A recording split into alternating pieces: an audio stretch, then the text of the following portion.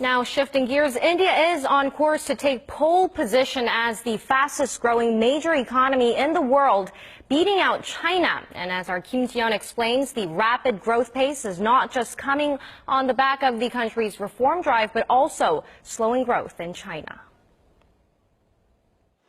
Leading financial institutions, including the International Monetary Fund, say this year India will post a faster growth rate than China for the first time in 16 years.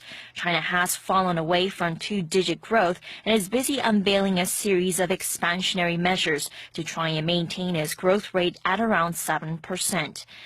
On the other hand, India, spearheaded by Prime Minister Narendra Modi's economic reforms dubbed Modinomics, is sailing. The IMF projects India's growth rate to reach 7.5% this year, thanks largely to an anti-corruption drive and measures that aim to attract investment to the country's manufacturing and infrastructure sectors.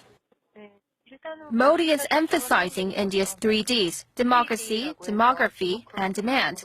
Like China, India is one of the most populous nations in the world with a large youth demographic.